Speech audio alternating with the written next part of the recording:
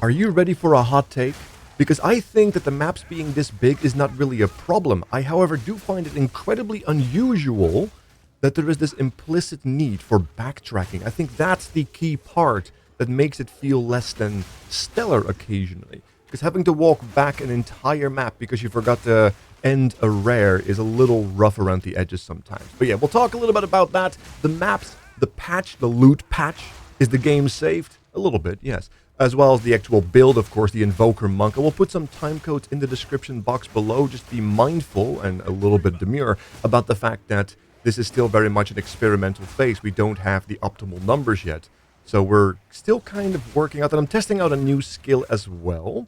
As you can see, like the big flashy one that I occasionally use. But there is some tech that I want to go over, so we'll discuss the gems and the passive tree and such. But other than that, enjoy some Invoker gameplay. It is a very straightforward gameplay. It's essentially the auto attack enhanced by the charged staff, as well as amped up with both two heralds, at least one herald of ice and one herald of lightning, or thunder. I actually do want to get Ghost Shroud in as well very soon. This allows me then to get a defensive layer that I am desperately desiring. I do need the third ascendancy or a good spirit item, and I have not been able to do either one. I have not found a good spirit item that can facilitate this, but also the third ascendancy is a little bit of a rough sentiment to go through, especially the ultimatum one. The debuffs are quite brutal, I guess, is a way I can gently put it, and I personally despise Sanctum. I know Sanctum is loved by many, many people, and that's fine. But as a melee unit, especially in a Sanctum like this, it's very rough to do it perfectly, and by the time I get through the first floor, which is fairly simple to do, don't get me wrong, it's not a matter of difficulty, I'm already suffering several degrees of brain rot. But then again, maybe that's just me. I do love, by the way, you see the red lines and such? I do love this lightning slam skill. It's very, very fun to use, but I do need to generate more power charges to be able to use it more effectively. We'll talk about that as well. That's one of the things I'm currently experimenting with, because I do want to keep my charge staff active, which is the Star Wars thing, as it were. That's what it has been dubbed, the lightsaber, the Darth Maul lightsaber. But yes, the charging, the power charge tech has been very good. I am using the keystone together with one of my persistent buffs that turns frenzy into power charges, which allows me to pretty much keep permanent uptime on those charged staff stacks, which is very, very, very good. So let's actually dive into the build before I talk about it more. So let's talk a little bit about the monk and my current progression. Yes, we are in our personal hideout. In case you are wondering how to do that, if you go onto the map device, you might find these zones that say hideout. If you clear those, you unlock a hideout, and then you have access to your own personal hideout, just like you have in PoE 1. Just a little bit of knowledge there for you. However, having that said, our gear is still absolutely abysmal. I still have... Well, my weapon is acceptable. It has a lot of flat damage, but no attack speed, which I desperately want. We did put the iron runes on it for extra fist scaling, because it is a pure fist quarterstaff.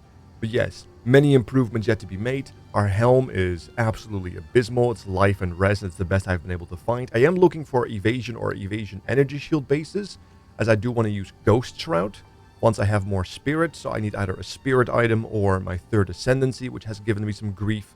We have an absolutely sad chest right here. Very little health, very little flat, little bit of resistance. This is how rough the state was prior to the loot patch, so I'm hoping to improve that very soon. You're basically looking for life resistances and evasion, and, you know, like the mandatory things to not fall over.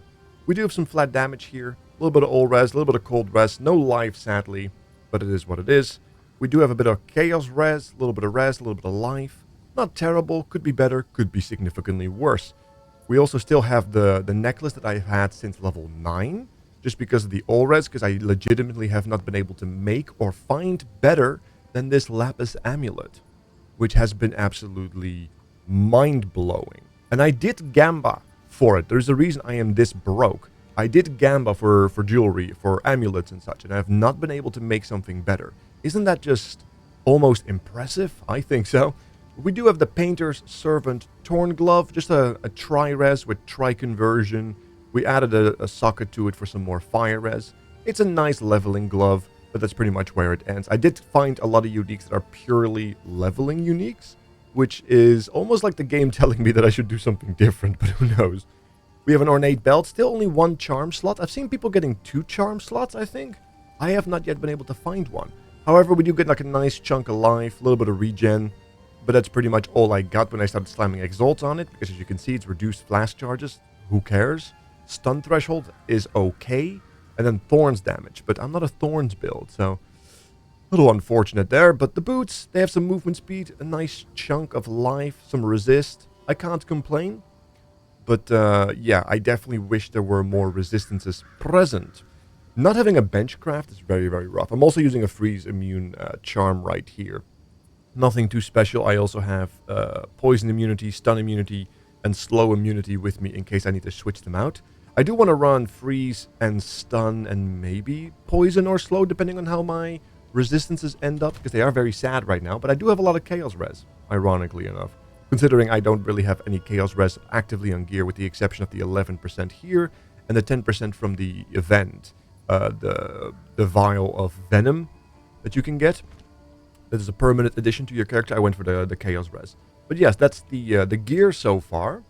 So let's talk a little bit about the gems, the real juicy stuff. So we have Tempest Flurry as our primary still. As you can see, we're using Martial Tempo for attack speed, little conduction to get those shocks going, as well as some primal armament. I changed this over Rage, because Rage needs time to build, and primal armament is just there. I do want to tech in Rage back again. I might just see if I can get Tempest Bell, a 3rd one, and then tech in Rage. In fact, I can actually do that right now. Yes, I did find one. So let's go to Gems. And where's my Rage? There's my Rage. So I think I'll just start testing this out as well, which has been nice. So yes, we have the Martial Tempo, Conduction, and Primal Armament on the Tempest Flurry. We have our ranged attack, Storm Wave. We're currently using Long Shot on that, because it is a ranged attack with magnified effect, which also allows it to travel a little bit further, which makes Long Shot a little bit easier to proc. And then we also have Ice Bite. I might actually switch this out, but I do need to freeze people to be able to get my power charges. We'll talk about that in just a second. We have Charged Staff, which is what we mostly spend our power charges on, which has been very, very good. This is the Jedi stuff. Momentum, because we activate it and then we walk around, right? So I assume this works. I actually don't know how good this is over like just a flat damage increase, but it has been interesting. Perpetual Charge, this allows me to occasionally activate it multiple times, is the correct sentence, which has been very, very good. I might actually put this on my other skill once I sort out the actual proper power charge generation. And then, of course, super criticals. We are a crit build as a monk. It allows us to do lots of damage and convert, or at least not convert, but supersede or completely surpass the crits or the resistances of enemies. There's a lot of words in my head right now. Forgive me. Heavy Swing expands for more radius, as well as the Rage I just added on my Tempest Bell, which has been very, very good. We have the Falling Thunder. This is the one I'm currently testing out, which is a secondary spender for my power charges, but it does want more power charges, so I need to make sure that I generate more. Now, I could use Profane Ritual, but I just don't like the playstyle. So we'll see how that turns out. I'm currently trying it out with Ricochet, because it is many, many projectiles or pathing that happens, right? So the Ricochet can actually do some good work there. And then also we have Fist of War, because it is considered a slam skill. And Fist of War with Ancestrally Boosted allows you to get 20% more damage and area of effect, which has been really good, because this is kind of an anti-AoE move. And you could even arguably shotgun single targets with it, so it's very nice. Then we have Herald of Ice. I'm still using Cold Infusion, and I'm using Blind, just because those are the first supports I could add, and I haven't really changed them out. They don't really matter. I might actually have to put in Ice Level, or the Ice Spell level increase, I think is actually better. I have to still do that. We have Herald of Thunder with Maim and Coursing Current, which once again doesn't matter. We can actually put other ones in here. This is just what I was recommended early to me, and I just added that. And this is the special attack, the Combat Frenzy. This allows me to get a Frenzy charge when I freeze, electrocute, or pin. So we are mostly freezing, and we combine this with Profusion, so we occasionally get an additional charge, and then also Clarity, because I was running out of mana. and I had the spirit available to put 1 increase on it. So I went with clarity. But yes, so how do frenzy charges end up going into power charges? Well, that's where the passive tree kicks in. So as you can see, a little quickly, the Ascension, we have I Am the Blizzard, which is what we use to mostly get some cold damage, which helps us freeze, which is how we get those frenzy charges, because we're mostly lightning damage based, right? So this is really nice to get freezing going. If you don't use that particular methodology for power charges, you probably should just take I Am the Thunder. We're also taking Sunder My Enemies. This allows us to completely ignore resistances with crits, very much like the PoE1 Inquisitor. Very, very good.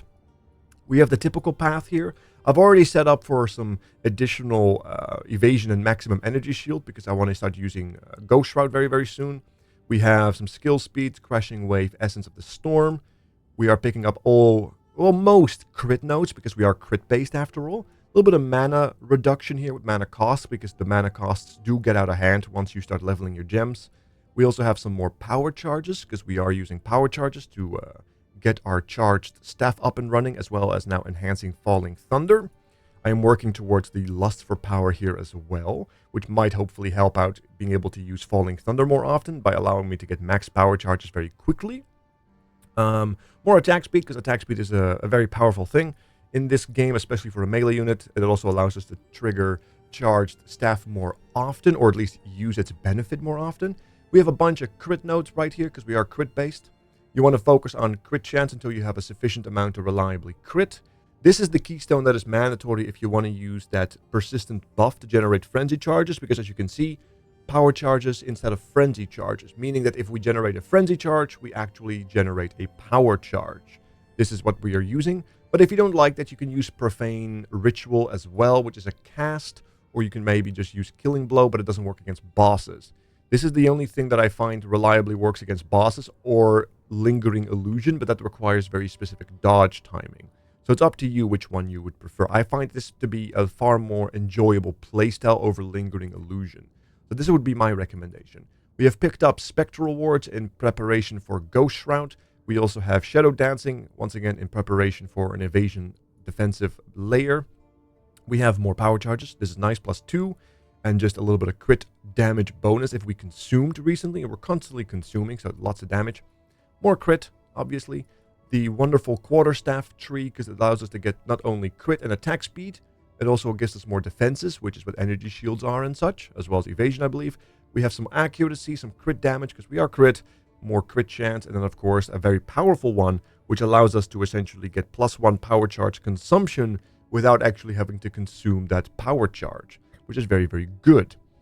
On top of that, we have 2 Heralds active right now, so why not pick up some Herald benefits? And then, of course, more crit, including Struck Through, which increases our base crit, which is very, very powerful. On top of that, we just went with the crit chances because we have very low crit chance still. We are still trying to amp that up. That's pretty much my tree right now. There are some really interesting things on the tree left to do. There's more crit. We'll also have to cast on Shock, cast on crit perhaps that we want to do later with Dynamism. And then we also have the Energize right here together with the Invocated Efficiency.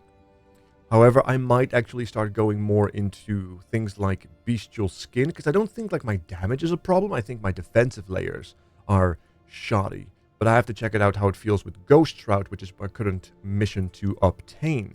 Otherwise, we still have more mana gain to be have. We can pick up a lot of power here as well with the increased elemental damage when you have chilled recently, which is what we do. Shocked recently, which is what we do. We have more crit chance right down here as well, which is very good to pick up, possibly.